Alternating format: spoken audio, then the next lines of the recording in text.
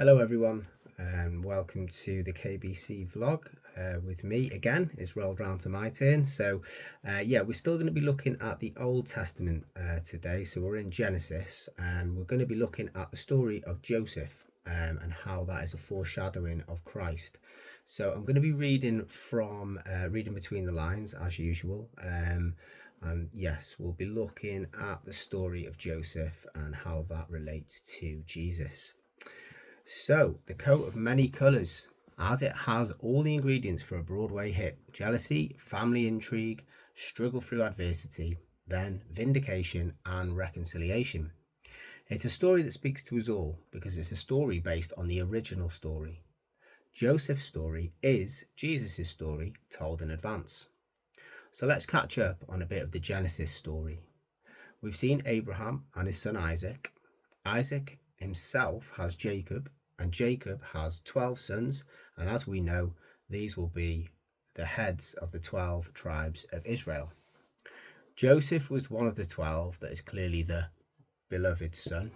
I'm sure there's one of those in every family. Certainly isn't me. Jacob, Joseph's dad, gave him a coat of many colours, and that is in Genesis 37, verse 3, which in the Bible has both priestly and royal connotations. There's a lot of different colours that you'll realise in Leviticus and when they're talking about the tabernacle as well. You can find things around the royal connotations again in Exodus chapter 28 verses 39 to 41. Also 2 Samuel chapter 13 verse 18 as well there. So Joseph was a beloved son and a kingly priest. What's more, Joseph acts quite prophetically. He has these dreams, which he then tells his brothers. They are revelations from God about how his brothers will eventually bow down to him. And obviously his brothers don't like the idea. In fact, they hate the idea of Joseph being lifted up, so they decide to cut him down to size. The brothers sell him into slavery, a bit harsh, and give back to Jacob the coat. Okay, so they were jealous of his coat as well. Now the coat has been stained with the blood of an animal, and they tell their father that his beloved son Joseph is dead. And meanwhile, as the story goes, Joseph descends into Egypt, the land of darkness and slavery.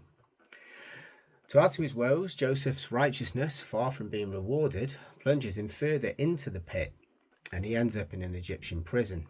And that is in Genesis 39. Yet the Bible insists that he is not suffering for his own sins.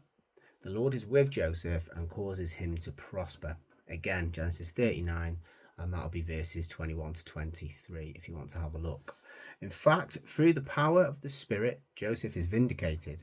And this happens on the third anniversary of a third-day resurrection experience. Sounds familiar?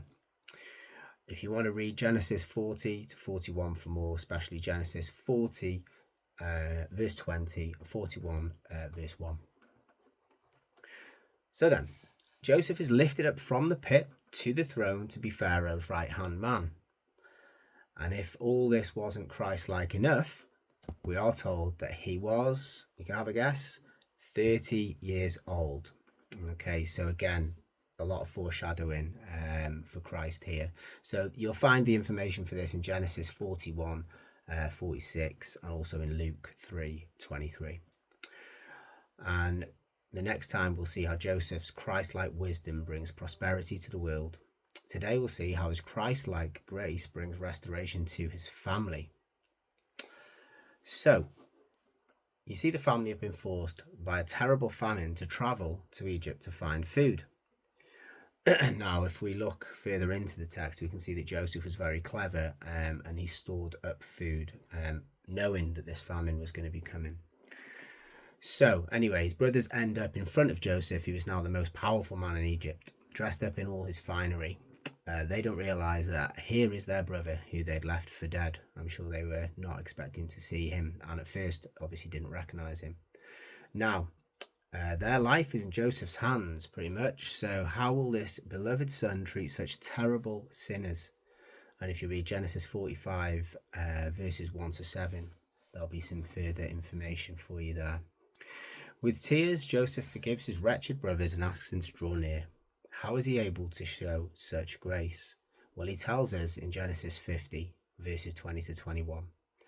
You intended to harm me, but God intended it for good to accomplish what is now being done, the saving of many lives. So then, don't be afraid. I will provide for you and your children. And he reassured them and spoke kindly to them after all they'd done to him. Thus Joseph turns out to be worthy of the coat of many colours. He is truly royal, truly priestly, and his brothers gladly bow before him, the priest king. Now they realise that he was lifted up not to put them down, he was lifted up in order to save and bless them. Joseph is truly Christ-like, the king priest who is lifted up for us. And even when he is wickedly cut down, it proves the salvation of those who harmed him. Today, hear the word of Christ to sinners like you, and most certainly like me. Come near to me, you did forsake me, but do not be distressed, and do not be angry with yourselves. God sent me to save you by a great deliverance. How could you not bow to such a king or such a brother? And there is more on the kingly priest of Christ in the book of Hebrews as well, namely chapter 7, talking about the priesthood of Melchizedek, which is what I've been doing recently with the Bible study. So yeah, some good cross references in there. But yeah, have a blessed day, everybody, and yeah, I'll see you on the next one. God bless.